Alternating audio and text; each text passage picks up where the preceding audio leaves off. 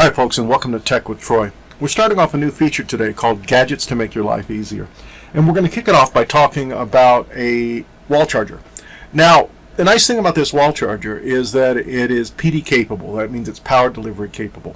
And if you've got a laptop that you bought in the last year, or if you're looking at getting a laptop, or if you've got one of the many new phones that have USB-C, the nice thing is that this thing has a USB-C port at the top that can deliver enough wattage, up to 30 watts maximum, to power certainly all cell phones, but many small laptops and all Chromebooks that use the USB-C connection. Now, this thing's nice because you can carry it around with you and use it to power your laptop, but also it has the other 4 ports, which are conventional USB 3.0 ports, that you can use to plug in cables for charging tablets, for charging various other devices. Now, this thing is a little bit expensive. It's by Anker, which is a well-known, reputable brand. It does go on sale every now and then, so watch for it, but it's definitely worth getting. It's smaller than the power bricks that I've got for most of my laptops, and like I said, by having the ability to charge it, to charge my phone using the same cable, and to also charge other devices when I have friends around that want to plug in, it's really a handy thing to have. Now, speaking of which, if you do have a new phone, or if you've got a laptop that uses the USB-C charging capability, one of the nice things about using USB-C instead of a USB-A to USB-C cable is that it'll charge quicker. It can put more power over that cord.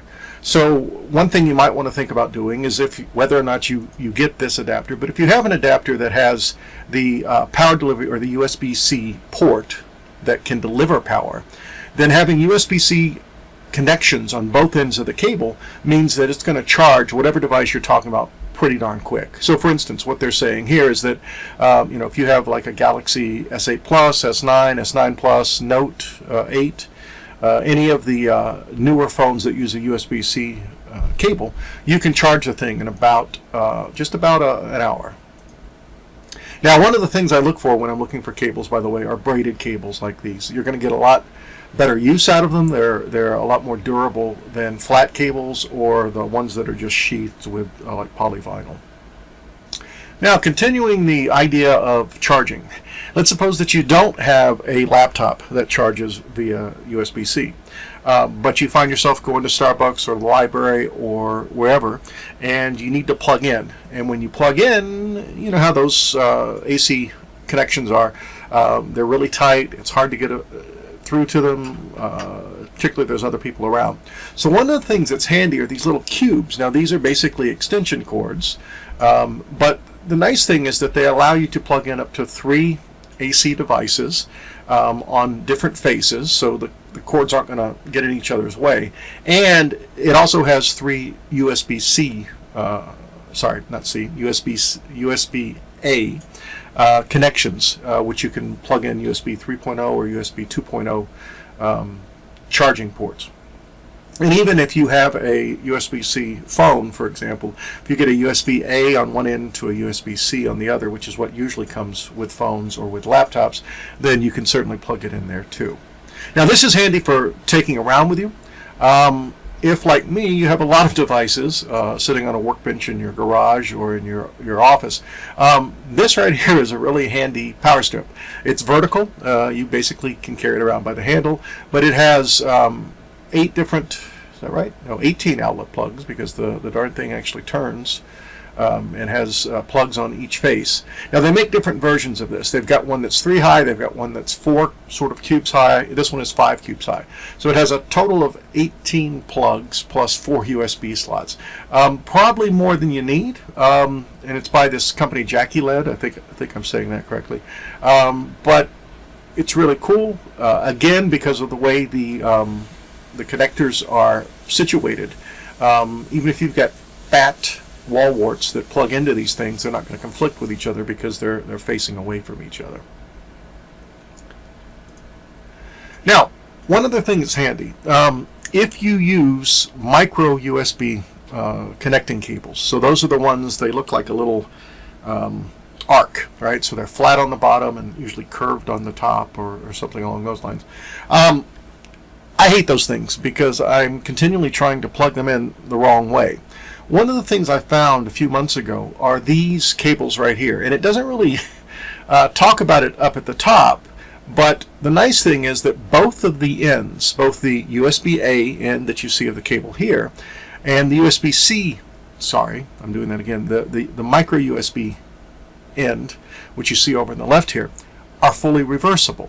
The way they do this is if you look inside the USB-A, there's a little thin strip of plastic. Well, they make it, and then one end is blocked in and one half isn't. They make it so that neither half is blocked in. So these ends here can flip either direction. Same thing here. This is actually like a little, I don't know what do you call it, a rhomboid? So they don't really show you the cross dimension here, but it basically is like two flat sides with two little triangles in the end. And again, it doesn't matter whether you put them in top up or bottom up. These things will fit either way. So it's really handy having these because you don't have to fumble around, is my micro USB oriented the correct direction, either on the charger end or on the phone/device end. The other nice thing too, and they do a good job of, I think, pointing this out right here, is that these things actually have a little light in them. And when it's charging, it's red. When it's quick charging, it's blue. When the thing it's plugged into is completely charged, it's green. And that it turns itself off after it's shown you that it's charged for 5 minutes. So between the fact that these things are reversible on both ends, the fact that they show you the charge status, and the fact that they're braided cables, I love these things. You can get them in different lengths. They've got 1 foot and 3 foot, and they've got 1 foot 2-packs and 3 foot 2-packs. So definitely check these things out. Now, another thing that might come in handy is if, like me, you have lots of different legacy devices. So my kids have iPads, I've got an iPad. I've also got a new USB-C phone. Some of my family has older micro USB phones. So this Hydra-headed device, if you will, is a charging cable that can charge Lightning, so older Apple devices, USB-C, so newer phones, and micro USB, most of the existing phones that were sold up until about a year ago. So having one cable to carry around really does save you time. Now, the other thing is that if you bought a new tablet for anybody and you're looking for something to sort of house that tablet, this right here is a cool case. It rotates. That is, whatever type of tablet you've got, it can be a 7-inch or 8-inch. There's little like flexible rings that basically clasp it around the corners. But it sits on a little platform, and that platform pivots, so you can either look at it in landscape mode or portrait mode. And depending upon whether you're watching video or reading, that can come in really handy. The thing is fake leather, or PU, whatever they're called. It does have little ridges so that you can adjust to several different viewing angles when you're using it.